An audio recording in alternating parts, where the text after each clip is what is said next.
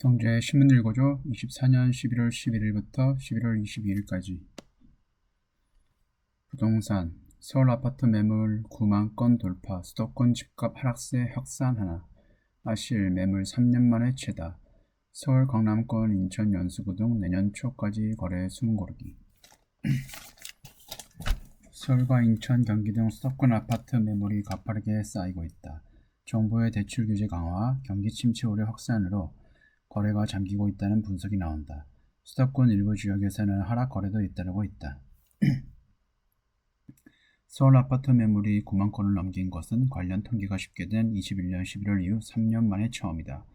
인천과 경기 매물도 각각 3만 9,257건, 16만 8,227건으로 나타났다. 역대 최대 규모다. 전문가들은 당분간 수도권 거래 침체와 매물 증가세가 이어질 가능성이 높다고 본다. 한명진 우리은행 부동산 리서치 랩장은 내년 상반기까지 거래 시장이 숨고르기를 이어갈 가능성이 있다고 내다봤다.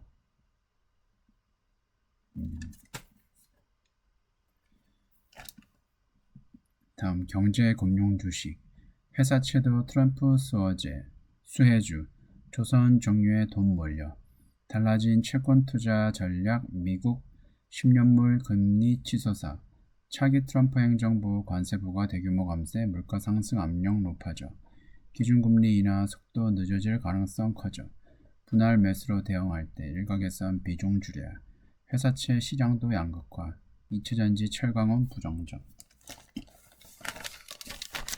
국내외 채권 시장이 도널드 트럼프 전 대통령의 당선 이후 요동치고 있다. 10년 만기 미국 국채금리가 연 5%까지 상승해 채권 가격이 더 하락할 수 있다는 우려가 커지고 있지만 일각에선 분할 매수로 대응할 시기라는 분석도 나온다. 회사채 시장은 업종별 차별화가 뚜렷해지면서 수급 불균형이 커질 것으로 관측된다. 17일 한국거래소에 따르면 코덱스 미국 30년 국채 액티브는 이달 들어 2.33% 하락했다.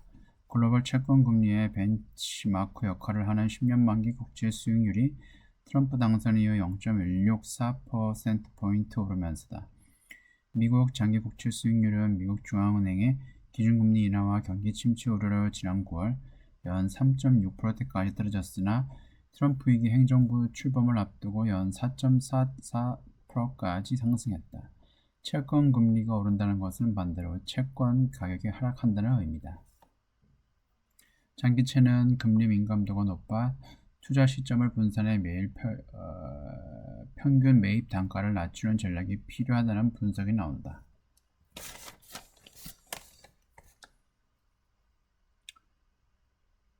음.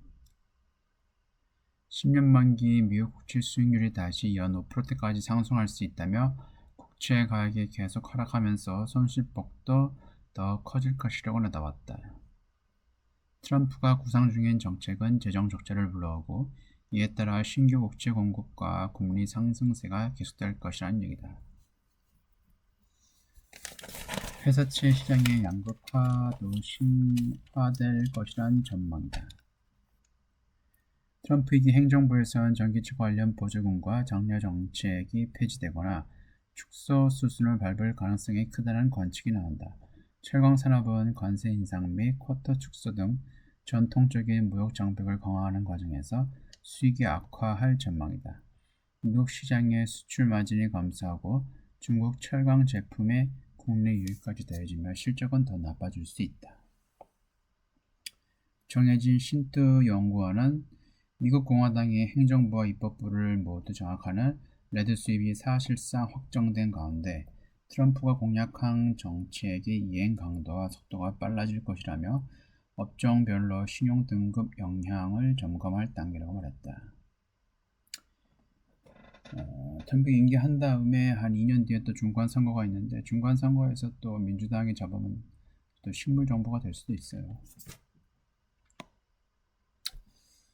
다음 트럼프 관세 공포. 중국 ETF에서 뭉칫돈 빠진다. 미국 대선 이후 10억 불 썰물. 중국 경기 부양책 효과에 의구심. 밀과 잇따라 중국 주식 비중 축소. 내년 MSCI 중국 지수 하향 조정. 중국의 경제 회복에 대한 의구심과 트럼프 미국 대통령 당선인의 대중국 관세 압박 전망에 투자자들이 중국에서 자금을 빼고 있다. 중국 시장에 투자하는 상장지수 펀드에서 지난 한 주 조 단위의 자금 유출이 포착됐다. 중국 ETF의 약세는 투자자들이 중국 증시 전반의 불안함을 느낀 결과로 풀이된다. 트럼프 당선인은 중국을 위협 대상으로 규정하고 고율 관세를 부과하겠다고 선언했다. 모든 중국산 수입품에 60% 이상의 관세를 매기고 중국에 대한 최애국 대우도 철폐하겠다고 수차례 밝혔다. 모두 중국 수출 기업에 직격탄을 입히는 무역 정책이다. 블룸버그는 최근 몇 주간 투자자들은 중국 정부의 경기 부양책이 소비 지출을 효과적으로 증대할 수 있을지 의구심을 가져왔다며 트럼프 당선인과 그의 내각 인사들이 예고한 미국의 추가 관세도 투자 심리에 부정적인 영향을 미쳤다고 진단했다. 중국 정부는 부동산 시장 침체, 소비 심리 악화 등을 해결하기 위해 지난 9월부터 부양책을 내놨다. 이 덕분에 MSCI 중국 지수는 9월 중순부터 치솟았지만 10월 정점을 찍고 다시 하락 반전했다. 18일 MSCI 중국 지수는 64.6을 마감하며 10월 기록한 연고점 대비 15.7%에 하락했다. 밀과 주요 투자은행들도 중국 주식에 대한 전망을 낮추고 있다. 모건 스탠리는 최근 주식 비중을 축소로 조정했다. 골드만삭스 같은 경우에도 MSCI 중국 지수의 내년 말 목표치는 기존 84에서 75로 하향 조정했다. 미국 관세로 인해 기업 이익 증가율이 둔화할 수 있다는 이유를 들었다. 향후 10년간 안 좋을 거라고 얘기를 했어요. 골드만삭스에서. 정책이 불확실하고 공산주의의 특수성을 아마 지적을 한 것 같습니다. 신흥국 펀드 자금 썰물 킹달러의 속수무책 인도 베트남 수익률 마이너스 한 달 새 570억 원 빠져나가 트럼프 당선 후 미국 우선주의 강화 신흥국 통화가치 하락의 매력도 환율 진정돼도 당분간 흐름 유지. 신흥국 펀드에서 대규모 자금이 유출되고 있다. 하락세인 미국 증시에 투자 자금이 몰리면서 신흥국에서는 글로벌 투자 자금이 썰물처럼 빠지고 있다. 트럼프 대통령 당선인이 자국 우선주의 정책을 펼치겠다는 공언하며 신흥국 증시에 불리한 환경이 조성됐기 때문이다. 금융정보 FN 가이드에 따르면 최근 한 달간 베트남 펀드의 설정액 331억 원이 빠져나갔다. 같은 기간 인도는 229억 원, 중국은 1649억 원 등 모두 신흥국 펀드에서 설정액이 감소했다. 글로벌 펀드 시장에서 신흥국 펀드 자금은 급감하는 추세이다.